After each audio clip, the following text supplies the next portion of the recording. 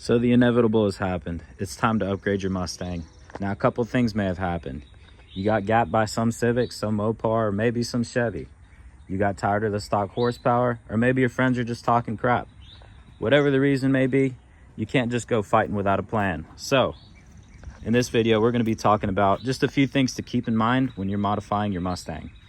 Now, if that sparks your interest, you're going to want to keep watching, because these methods are going to save you not only time, headaches, but potentially thousands of dollars. But before we get into it, let's cue the intro.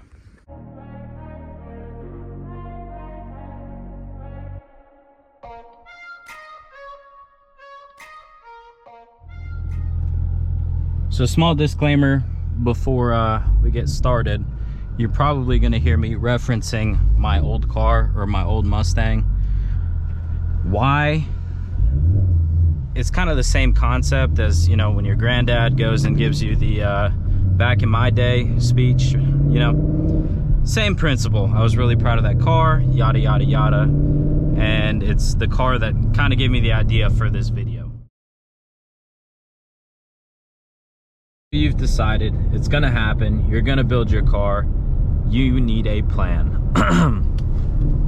The first thing we're going to talk about is choosing a purpose for your vehicle.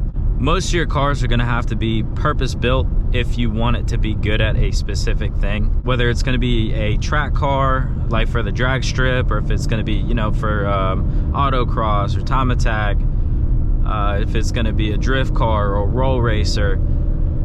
There's several different things that you can choose from. You need to pick what you want.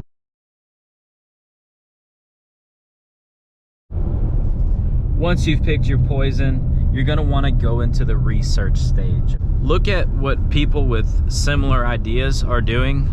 Look at what works. Figure out what parts you're going to need. Figure out what kind of tuning you're going to do. Figure out where you're going to do it. All these different things. It's going to make the whole building process a whole lot easier. Don't try to be the pioneer or something unless you seriously, you know, you have your mind dead set on it and it's something realistic. Budgeting. Budget. This is gonna make or break your build. This is gonna make you realize whether your plan is realistic or not, and really just how much money you want to spend on your car. I like to make two budgets. Number one is gonna be, this is gonna be the idea of how much I'm gonna spend.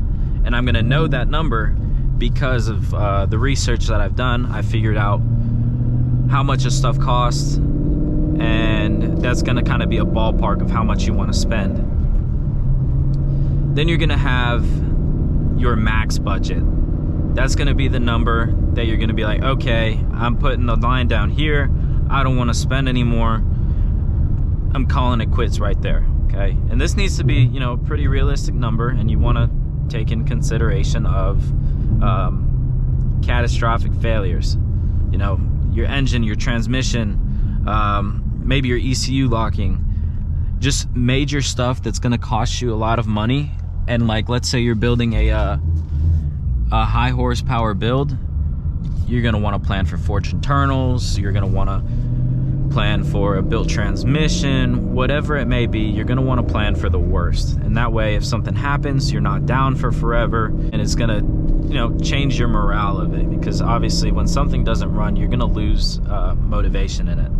Temporary parts. I don't care what it is, temporary parts are not cool. You're going to end up spending twice the amount of money as you were if you would just wait and just buy the one that you really wanted. Buy what you want the first time. That's why I say do your research, so you don't accidentally buy one part and then realize that this part was better down the road because that part has, you know, X, Y, and Z. And of course, when it comes to buying parts, brand new ones can be costly. So it's always a good idea to, you know, hop on Facebook Marketplace, see what you can find used. Like I said, don't settle if you can't find exactly what you need. You know, don't try to settle for less just because you've got a deal on it at Facebook Marketplace. That's not what I'm saying. But if it's something that you're going to need, and it's something that's going to help your build, and it's something that's in your plan, go ahead and try to find it used. Obviously it depends on what you're buying. You know, I wouldn't go buy a previously built motor, or, you know, something of that nature used, something that can have like severe wear and tear on it. But always consider buying used parts. You know, little stupid stuff like spoilers. You know, people go spend like $600 on a freaking carbon fiber spoiler. You'll probably find it on Facebook Marketplace for $300 or $400 later down the road, just because some guy just went absolutely batshit crazy upgrading his car, then realized he got bored of it, so then he's just selling everything cheap. This next one is gonna be huge. So I am a very, very big impulse buyer. I impulse buy cars. I'll impulse buy, you know, just little stupid things. But that is one thing you definitely want to avoid when you're trying to modify your car. For you guys modifying your cars, man, one of the biggest things I can say is avoid the F-it stage. The F-it stage will screw you over, and it is insanely toxic. And I'm going to tell you what it is, all right? This is pretty common with young kids, right? Being 18 years old, when I first got my first Mustang, I was so gun-ho about doing this. I was so gun-ho about making my car fast. GT 500 gang, oh wow, that was nice.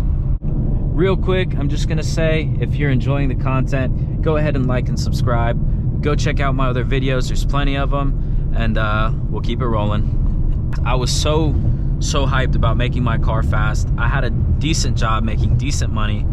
I was like, okay, I make X amount of dollars.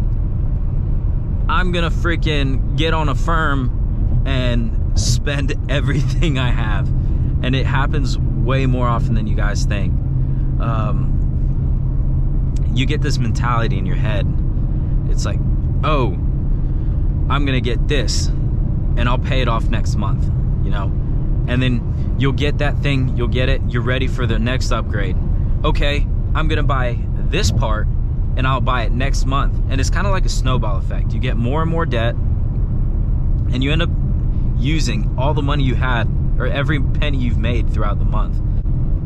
I remember being 18 years old. I spent a lot of my time trying to get out of debt. 19 years old, the same thing. You know, I was just buying parts left and right, trying to cycle money through a firm, and just so I didn't have to fork out as much. And that was probably one of the biggest mistakes I had, because it just became stressful. I used up all my money, and I couldn't plan for catastrophic events, anything that was going to ruin the build. And eventually I just got scared that I was going to blow up my car and not be able to fix it, because I was in so much trouble at that point.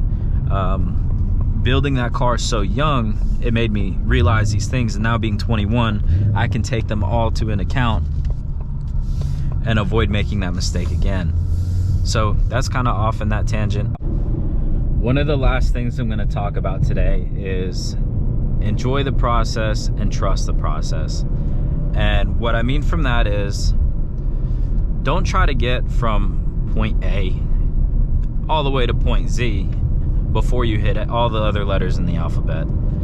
These cars aren't built overnight. Don't expect them to be built overnight, and just take your time with it. One of the mistakes I made with my last car, talking about my Subaru now, I had a Subaru that I wanted to just go ahead and modify that thing as fast as I could.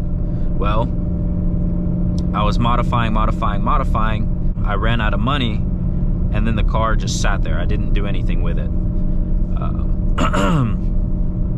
The car sat there.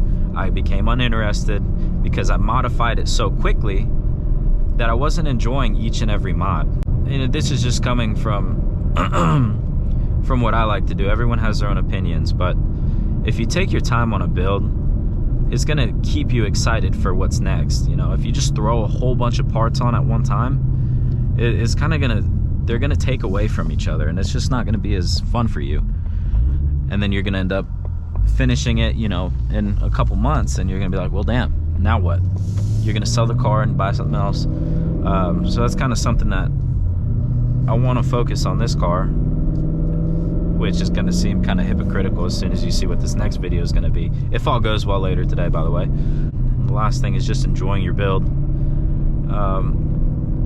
Have fun, and good luck to you guys wanting to build your stuff. I'm super excited to be able to showcase to you guys and show you guys what I'm doing to this car, and I'm trying to follow those steps as best I can. You know, I am an impulse buyer, like I just said, so some of that's gonna be a little tough, but I've definitely learned a lot from my last car, something that I've been planning long for.